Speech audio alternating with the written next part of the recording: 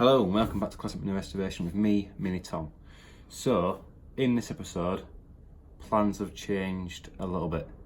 I was hoping to do the subframe drop and engine paint and put it all back together in it. All the running gear would be all brand new and smashing and brilliant, and I know it's all going to pass an MOT.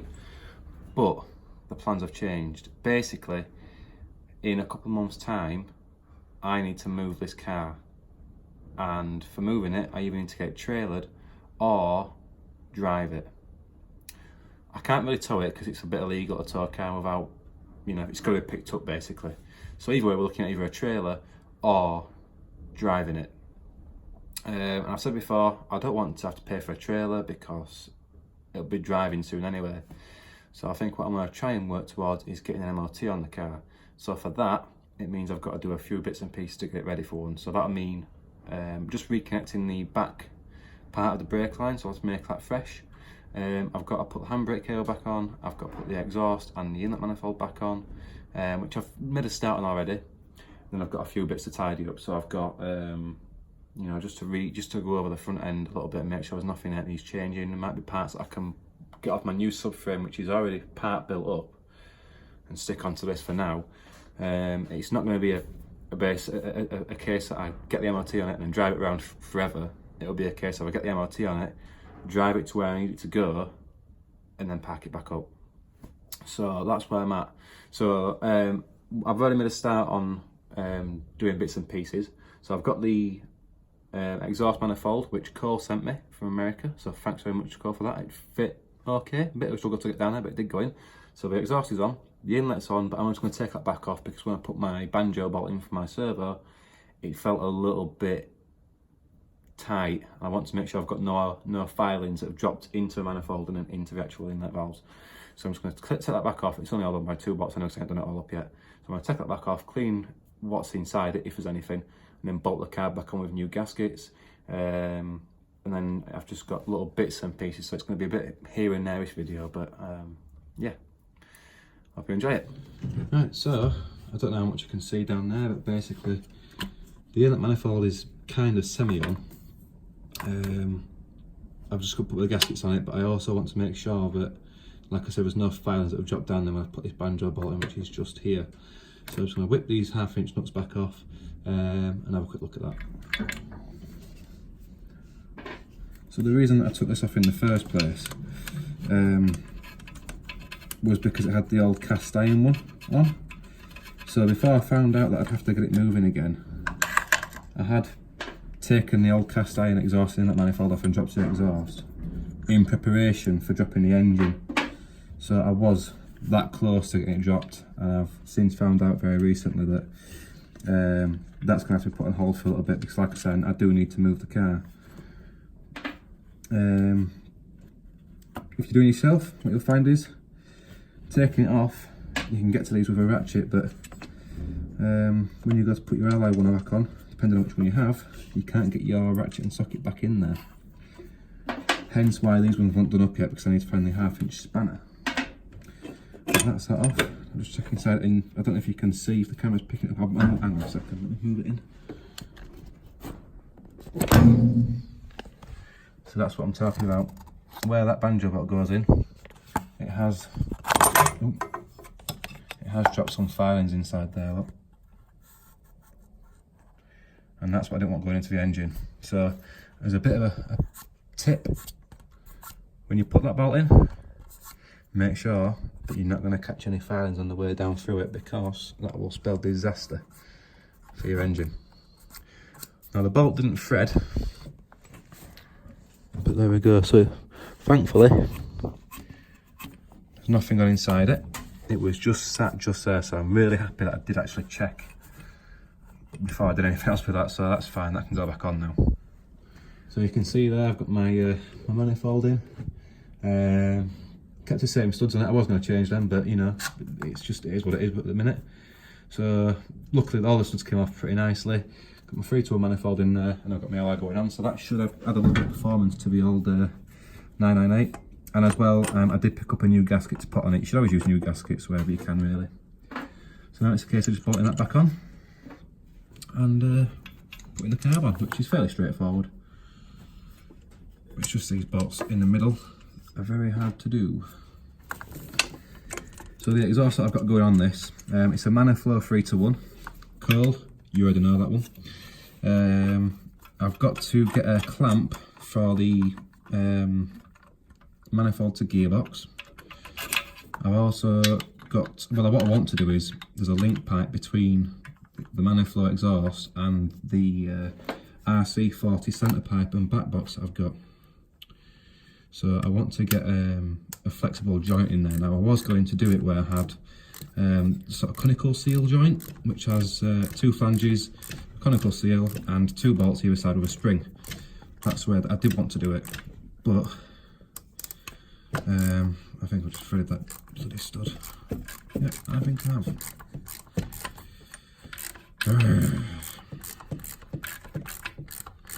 What was I saying?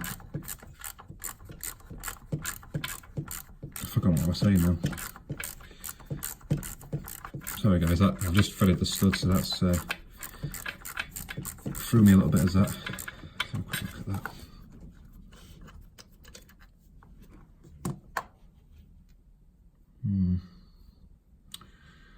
Looks like it was going on fairly straight as well. I don't know if you can see that, but looks fairly straight. We'll see if we can get it off and have a look at it. What was I saying? Yeah, I did want to use a conical seal joint on the exhaust, just so it's got a bit of flex, because the standard Mini doesn't have any flex on the exhaust. The standard exhaust does have a little bit in the clamp here, but now we're taking that out, there's no joint, and the transverse engine will rock that way.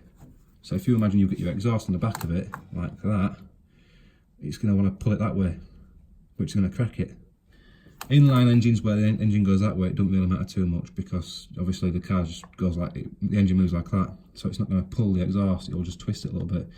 But a transverse mounted engine like this one, so most front wheel drive cars have these, it's going to, the engine will go that way, and it will try and pull the exhaust, and obviously that'll crack your manifold and exhaust hanger mounts and stuff like that. So it's like another thing. That was my plan to do. I'm going to have to just run a straight pipe for now, just for the MOT. It's not going to fail an MOT on it, but just run a straight pipe, get it for MOT, bring it back, drop the engine, do it all proper then. Just need to have a look at this. Right, so you're trying to back now. I've taken the stud out. To be honest with you, it came out with a nut. I don't know if you saw it on camera. I've taken the nut off the end of it, checked it, and the thread's fine, which is good news because I haven't got any more studs. It was just a nut which had been a bit damaged when it came off. So that's on now. Just tighten that one up with a new nut. Just got the middle ones to do, for which I've just dropped my spanner, which is nice. Now I'm sure there's a torque for these ones, but yeah. As long as you're not going stupid with them, you're not going to snap them.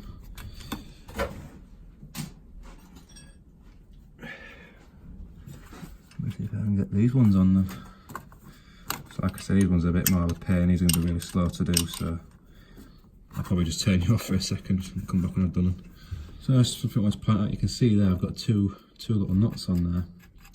The reason for that is just to wind these studs in, make sure they're nipped up. They don't have to be super tight because you're going into aluminium anyway, but what you do is you would have one nut on there, you wind your other one up, and then you basically lock them both together by turning them the opposite direction.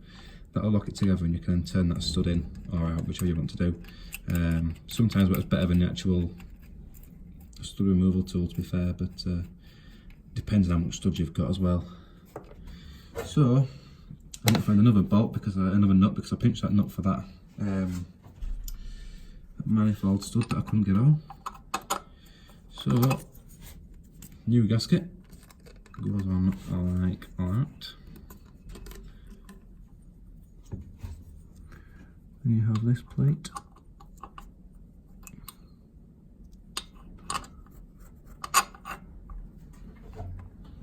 And you have another gasket.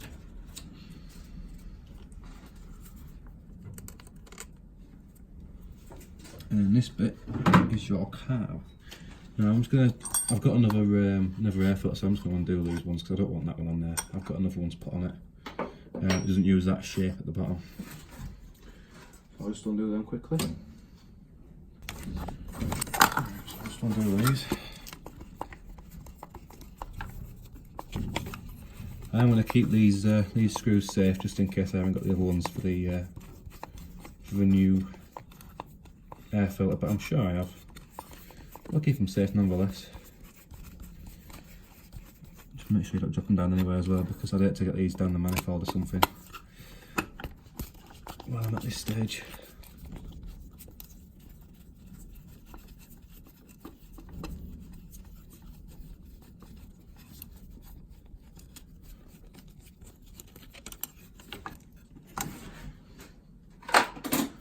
And just while I'm here, I'm just going to have a quick look down there, make sure everything's alright. So there's a bit of oil on the back of the piston there, but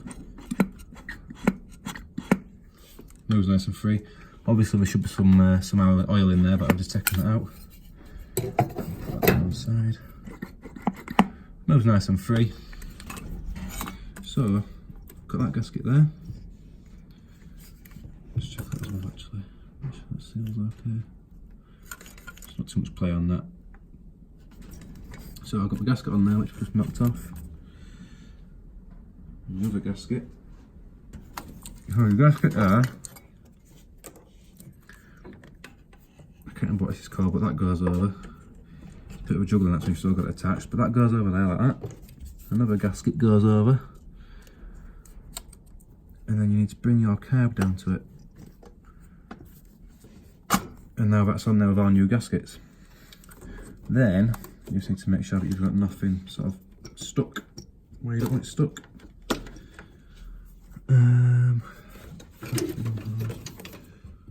That's my overflow pipe. I have got some fuel lines to change, so don't be alarmed. I'm not keeping these because that one's nicked anyway. That's my heater cable. Speeder's out the way. That's clipped in now properly. Where's my choke? I've got to change that as well.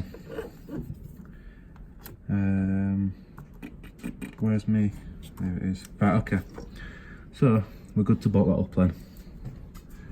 Like I say, I need to find another 1/2 inch nut.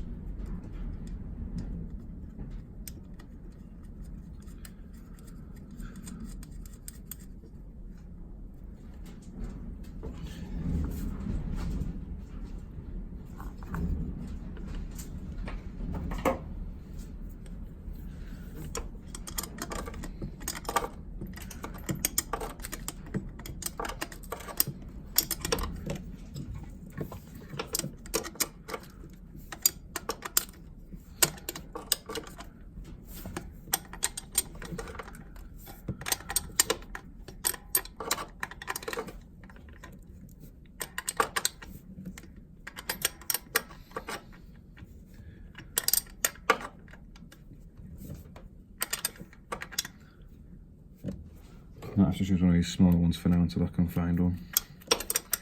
I think they're actually meant to just lock it all off, but this is all coming back off again soon anyway, to be honest with you, like I mentioned.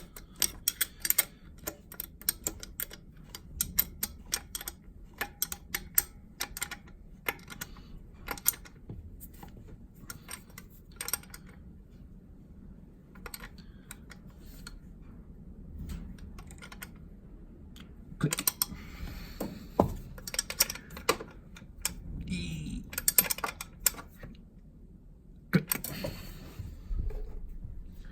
And just so I don't lose it, I'll wind that one on as well, why not? Just to help with the threads.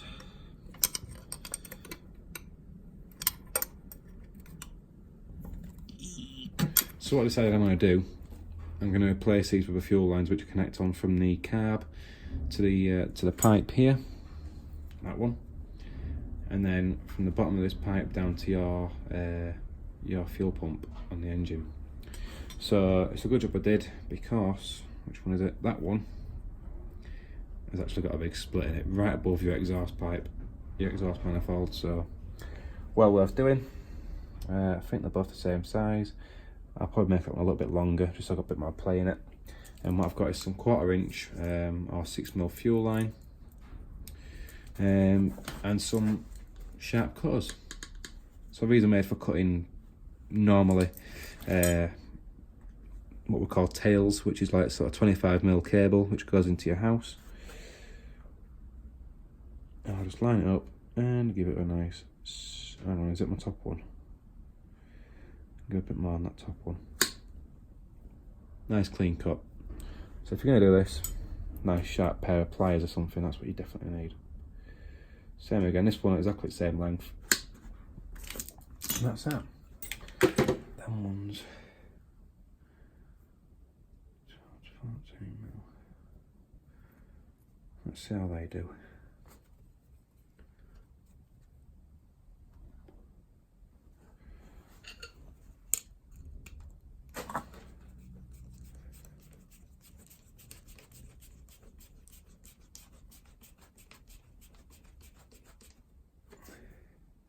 That's loads better.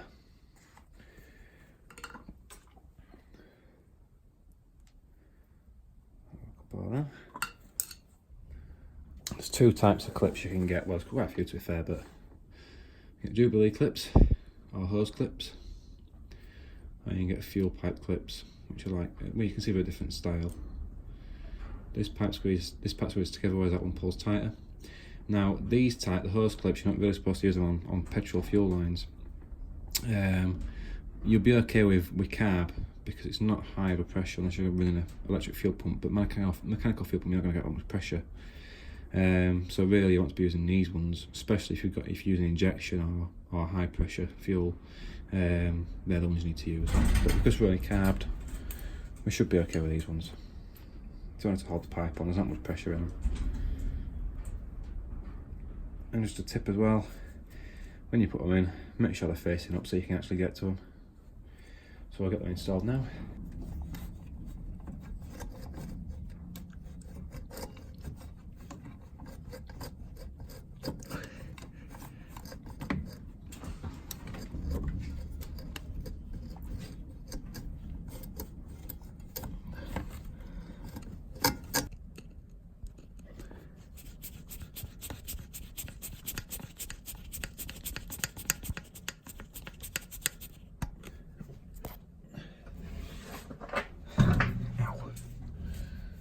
Just banging my head.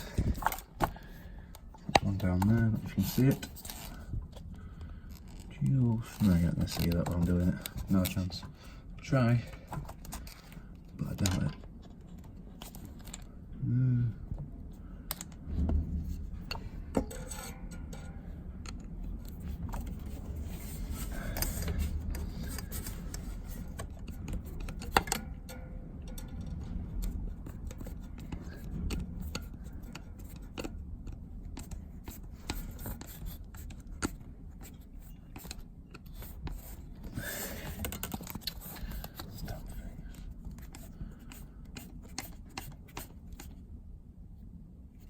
Click. Right, that's them one's done. Good stuff. Now I've just got to do my overflow one, which is, I've already had one clips on it actually. Yeah. I'm just going to pull that one off.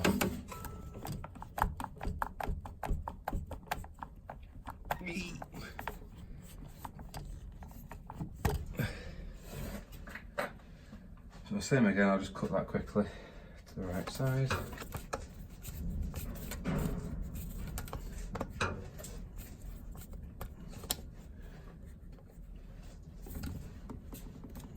Good. Happy with that. That's cool.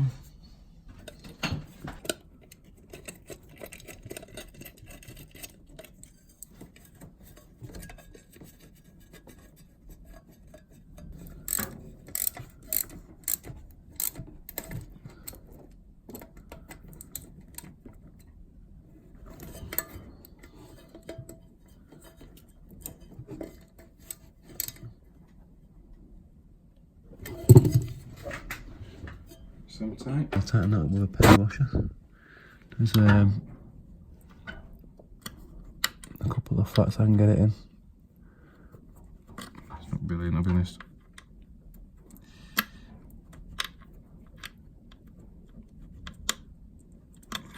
Bloody hell.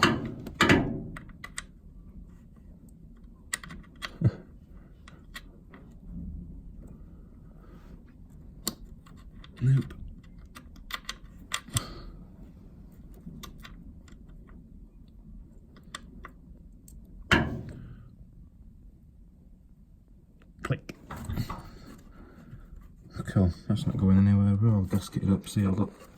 Fuel pipes are all done. Did I do that bottom one? Yes.